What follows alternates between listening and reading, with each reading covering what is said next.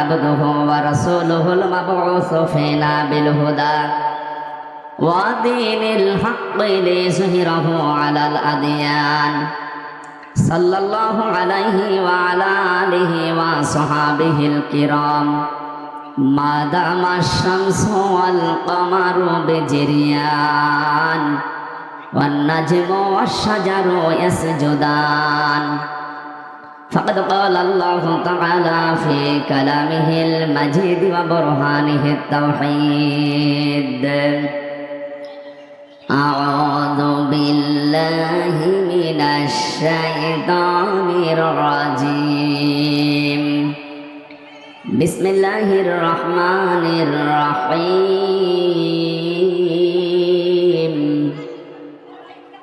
يا بني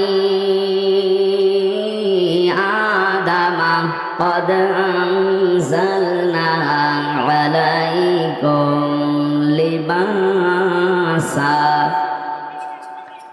قد أنزلنا عليكم لباسا يواري سوآتكم وريشا ولباس التقوى ذلك خير ولباس التقوى ذلك خير ذلك من آيات الله لعلهم يذكرون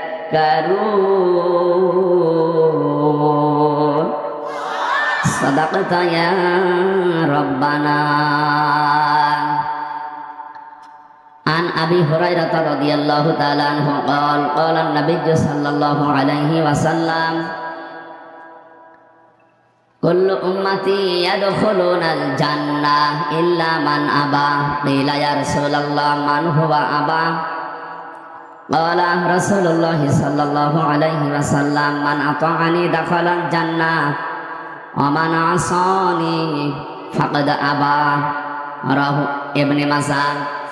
وقال تعالى في شان حبيبي إن الله وملائكته يصلون على النبي يا أيها الذين آمنوا صلوا عليه وسلموا تسليما اللهم صل على محمد ওয়ালিহি ওয়া সাহবিহি ওয়া বারিক ওয়া সাল্লিম। প্রচার করতে গিয়ে বহু সমস্যার সম্মুখীন হবেন, বাধা আসবে, যেটাই 17 বছর আমি পেলাম।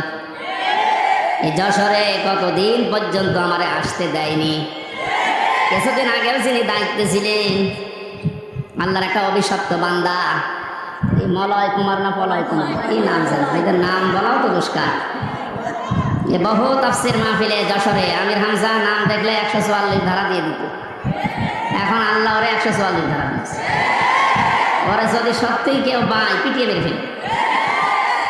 আমি 3 বছর ছিলাম জেলখানা, রিমান্ডে যতদিন ছিলাম এই খুলনার এক, আমি নাম নিতে ওদের ঘৃণা করি, কি শেখ লাগানো আছে আগে আর পরে যাই হোক, এ আসল শেখ না, এ চাকরি নেওয়ার জন্য আর এই পদ বাড়ানোর জন্য শেখ লাগিয়েছে। খুলনার খোলতলা এলাকায় বাড়ি। এই লোকটা রিমান্ডে ঝামেলা করেছিল। আল্লামা দেলাওয়ার হোসেন সাইদি রহমতুল্লাহ আলাইহি ওনার কণ্ঠ আর একটা যুবতী মেয়ে লোকের কণ্ঠ লাগিয়ে, দুই দিকে কণ্ঠ লাগিয়ে কিভাবে কি উল্টাপাল্টা কথা যেগুলো শুনলেও ঘৃণা লাগে।